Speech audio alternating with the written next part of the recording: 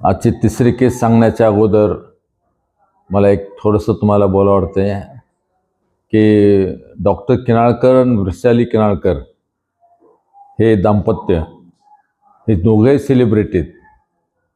योगायोगानं मी त्यांचा वैद्यकीय कॉलेजमध्ये असताना शिक्षक होतो, पण ते नातं त्यांनी इतकं घट्ट केलेलं आहे की आजही आम्ही एक परिवार होऊन बसलेलो आहोत. त्यांच्यामुळे कदाचित आमची उंची वाढलेली आहे, पण त्यांच्या आग्रहाखातर मी हे सिरियल सुरू केलेलं आहे, सिरीज ऑफ सर्जरीज. आणि त्यामुळे मला त्यांनी सांगितलं की इतकं काम केलेलं आहे तुम्ही, तर लोकांना कळालं पाहिजे किंवा तरुण विद्यार्थ्यांना सर्जन्सना ते कळालं पाहिजे, असं त्यांचं म्हणणं आलं म्हणून मी हे सुरू केलेलं आहे. तर त्याबद्दल त्यांचे मी धन्यवाद मानतो. आणि त्यांनी जे आमच्यावर जे प्रेम दिलेलं आहे, ते इमोशनल अटॅचमेंट ठेवलेले आहेत, त्याबद्दल मी त्यांचा अनेकदा धन्यवाद देतो. तिसरी केस जी आता सांगतोय ते आमदार R.T. देशमुख हे आमदार असले तरी फार चांगला माणूस होता.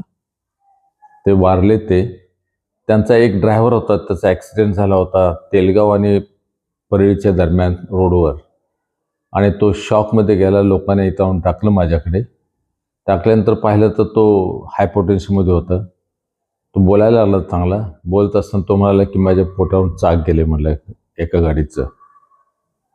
आणि ते पाहिल्यानंतर तर पाहिलं मी, ते सर्व पॅरामीटर सारे चांगले होते, पण हायपोटेन्शन होतं. फ्लुइड्स दिले, सप्लिमेंट दिले त्यांना, हिमॅसिलसारखं एक दिल्यानंतर थोडा फरक पडला. ब्लड प्रेशर नॉर्मल आलं. आल्यानंतर एक्सरेच घेतला, दुसरं काही नव्हतं आमच्याकडे एक्सरेशिवाय. एक्सरे घेतला. एक्सरेमध्ये काही दिसत नव्हतं बाकी, पण ही has got severe tenderness on the left hypochondrium. मी सहज त्याच्यामध्ये काय एक 18 नंबरची निडल टाकली आणि ब्लड त्यातून खूप ब्लड आलं. मग दिस इज अ स्प्लेनिक रप्चर हे डायग्नोसिस झालं. मी लोहिया, डॉक्टर लोहिया हे आमचे टिपिकल तोच सतत अनेस्थेसियामध्ये होता, सपोर्ट करणारा होता. मग डॉक्टर लोहियांनी त्याला पेशंटला घेतलं, IV दिला आणि सुरू केलं अंडर GA. ओपन केलं, स्प्लीन काढलं, आणि स्प्लीन काढून त्याला ब्लड लॉस खूप झालेला होता. मग त्याचंच ब्लड घेतलं मी, आणि आमच्याकडे ACD बॉटल्स होत्या खूप, आणून ठेवले होते आम्ही. त्यावेळेस काही ब्लड बँक नव्हती, कुठे काही सोय नव्हती.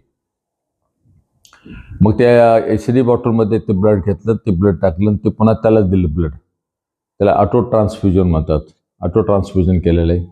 हे अशा परिस्थितीत कोणी केलं, आत्ता जर केलं असतं तर ते गुन्हा झाला असता, पण त्यावेळेस मरता क्या करता, कशी पेशंटला वाचवायचं असतं, म्हणून आम्ही ते सारे प्रयोग करून घेतले आम्ही. आणि ते झाल्यानंतर पेशंट चांगला झाला. पेशंट चांगला होता, पण दुसऱ्या दिवशी त्याला युरिन आउटपुट मला फारच कमी दिसला, जवळपास नसल्यासारखाच.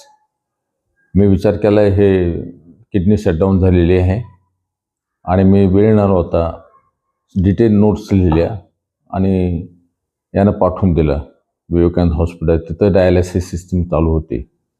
विवेकानंद हॉस्पिटलला गेल्यानंतर त्यांनी ते डायलिसिस सुरू केलं. Patient baking all right. मग दुसऱ्या दिवशी मला भराडे सरांचा फोन आला. त्यावेळेस मी थिएटरमध्ये होतो. मग ते नंतर दुसऱ्यांदा पुन्हा आला, नंतर पुन्हा मी फोन घेतला आणि त्यांना पुन्हा फोन केला मी. आणि सरांना म्हटलं काय सर, कसं काय तुम्ही फोन केला? म्हटलं काय प्रॉब्लेम काय? म्हटलं पेशंटचा काय प्रॉब्लेम काय? नाही हो म्हणे, तुमचं अभिनंदन म्हणले. मी म्हटलं कशा करता अभिनंदन? तर ते म्हणाले की आमची एवढी मोठी इन्स्टिट्यूट असून सुद्धा आम्ही कधी ऑटो ट्रान्सफ्युजन केले, तुम्ही ऑटो ट्रान्सफ्युजन करून पेशंट वाचवला, हे सर्वात तुमचं अभिनंदन म्हणून सांगितलं त्यांनी मला. मला वाटलं हे आपल्या कामाचा रिवॉर्ड आहे असं मला वाटलं. आणि अशा प्रकारे तो पेशंट वाचला, आणि तो पेशंट आजही कधी भेटतोय, आला की सांगतो, बोलतो, सारं करतो तो. आणि हे मला पेशंटकडून मिळालेलं रिवॉर्ड आहे. धन्यवाद.